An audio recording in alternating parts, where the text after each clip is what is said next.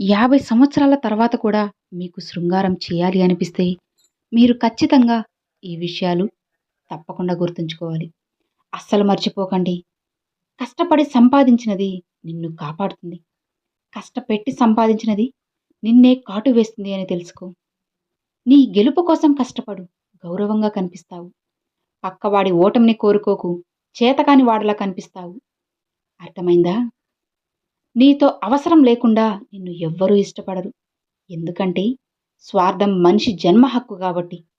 జాగ్రత్తగా గుర్తుంచుకో. మన వాళ్లే కదా అని మనం ఎంత అనుకున్నా సరే, మనల్ని పరాయి వాళ్ళుగానే చూస్తారు కొందరు. అవసరమా మనకు ఇలాంటి బంధాలు, బాధలు? సుఖం అనేది మనిషిని ఎంతగా సంతోషపెడుతుందో, దుఃఖం కూడా మనిషిని అంతగా కృంగదీస్తుంది. సుఖాన్ని తీసుకున్నంతగా దుఃఖాన్ని కూడా తీసుకోగలగాలి. అదే కదా జీవితం అంటే. ఇలాంటి మనుషులకు ఖచ్చితంగా దూరంగా ఉండాలి. నీకు అబద్ధం చెప్పే వాళ్ళకి, నీకు మర్యాద ఇవ్వని వాళ్ళకి, నిన్ను కించపరిచే వాళ్ళకి, నిన్ను అసలు పట్టించుకోని వాళ్ళకి నువ్వు ఎంత దూరంగా ఉంటే అంత మంచిది. ముందు నువ్వు నీ గురించి ఆలోచించు. బలపడతావు. పక్క వాళ్ళ గురించి అస్సలు ఆలోచించకు. బలహీనపడతావు. ఇదే నేటి సమాజం. బంధం అంటే మాట్లాడితే సంతోషం రావాలి. కోప్పడితే భయం కలగాలి. కష్టం చెప్తే రిలాక్స్ అవ్వాలి. తప్పు చేస్తుంటే కసిరి మరీ సరిచేయాలి. అది అసలైన బంధం అంటే. మన సంతోషాన్ని దూరం చేసి, బాధల్ని దగ్గర చేసే ఏ బంధాలకైనా సరే మనసుకు దూరంగా ఉండడమే మంచిది. రోజూ నడిస్తే దారి ఏర్పడుతుంది. రోజులు గడిస్తే సమస్యలకు పరిష్కారం కనబడుతుంది. సహనంతో ఉండు. ఖచ్చితంగా సమయం అనేది మారుతుంది. దీపం విలువ చీకట్లో తెలుస్తుంది. రూపాయి విలువ పేదరికంలో తెలుస్తుంది. అదే స్నేహితుని విలువ మనం ఒంటరితనంలో ఉన్నప్పుడు తెలుస్తుంది. గుర్తుంచుకోండి. నీకు కన్నీరు తెప్పించే వాళ్ళ కోసం తపన పడడం కంటే, నీ కోసం కన్నీరు కార్చేవారిని జాగ్రత్తగా కాపాడుకోవడం మంచిది. జారిపడే కన్నీటి పొట్టు బరువుగా ఉండకపోవచ్చు, కానీ దానిలో దాగి ఉన్న బాధ మాత్రం బరువైనదే అని గుర్తుంచుకో. నువ్వు బాగున్నప్పుడు పువ్వులాంటి మాటలు విసిరిన వాళ్ళే, నువ్వు బాలేనప్పుడు రాళ్లలాంటి కఠినమైన మాటలు విసురుతారు. జాగ్రత్త. అందుకే నువ్వు బాగోలేనప్పుడు ఎలా ఉన్నావో, బాగున్నప్పుడు కూడా అలానే ఉండు. రెండూ సందర్భాల్లో నీతో ఉన్నవాళ్లే నీ వాళ్ళు, నీ మంచి కోరేవాళ్ళని తెలుసుకో. జీవితంలో కొన్నిసార్లు విరిగిన రెక్కలతో కూడా ఎగరాల్సి వస్తుంది.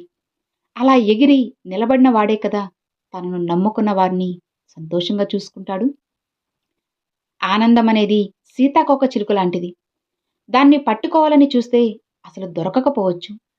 మీరు నిశ్శబ్దంగా ఉంటే మీ మీదే వచ్చి వాలుతుంది. ఉండి పట్టించుకోలేదు అనే బాధ కంటే ఎవ్వరూ లేరు అనే ఫీలింగే చాలా బావుంటుంది. నీకు నచ్చినట్లు బ్రతకాలి అంటే ధైర్యం కావాలి. జనాలకి నచ్చినట్లు బ్రతకాలి అంటే సర్దుకుపోవాలి. అర్థమైందా? ఏ హృదయానికి లేదు కొండంత భారం. ప్రతి మనసు బయటికి చెప్పలేని భారాన్ని మోస్తూనే ఉంటుంది. మనిషిని కాదు, మనసును కదిలిస్తేనే అది నీకు తెలుస్తుంది. ఎవరైనా సరే మిమ్మల్ని వదిలేయాలని నిర్ణయించుకున్నప్పుడు మాత్రమే ప్రతి చిన్న విషయానికి మీలో తప్పుల్ని వెతుకుతూ ఉంటారు. చాలా కష్టంగా ఉంటుంది గాయాన్ని భరించడం.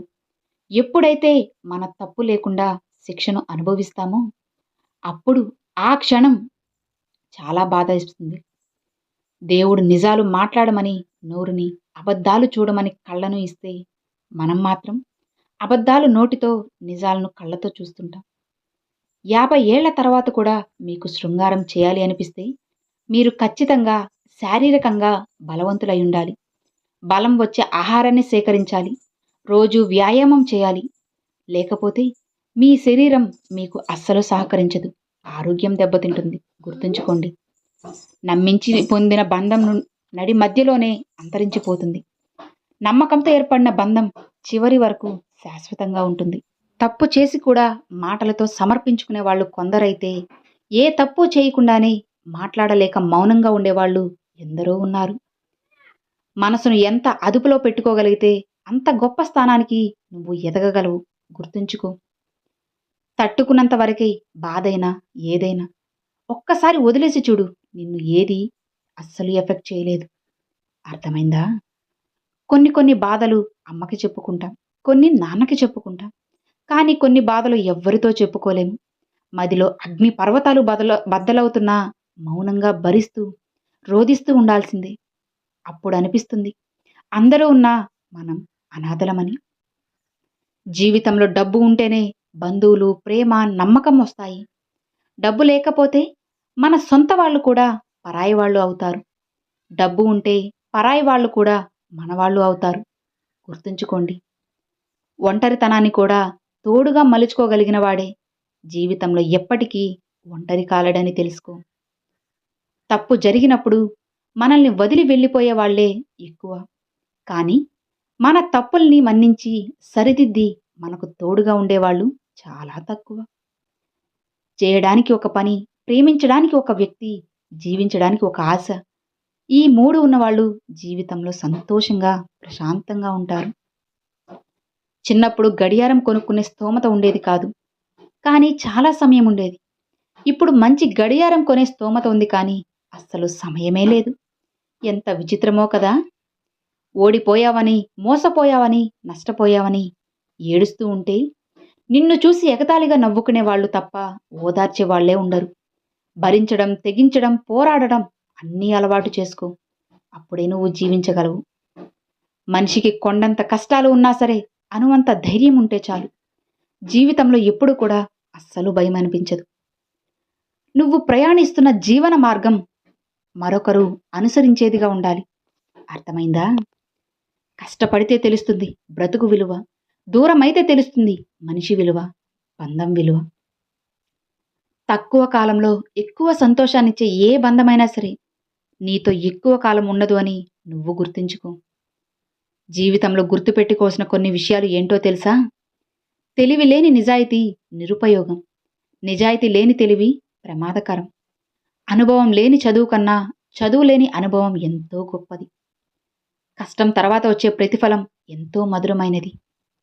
ప్రతి వ్యక్తి కూడా తనకు తాను దీపమై స్వయంగా వెలుగునిచ్చుకుంటారు. నిన్ను బాధపెట్టిన సందర్భాల గురించి ఎక్కువగా ఆలోచించకు. ఎందుకంటే కాలం అన్నిటికీ తప్పకుండా సమాధానం చెప్పి తీరుతుంది. కావాల్సిందల్లా కాస్త ఓర్పు మాత్రమే అని తెలుసుకోవాలి. నీలోని బలహీనతలను నీచులకు అస్సలు తెలియజేయకూడదు.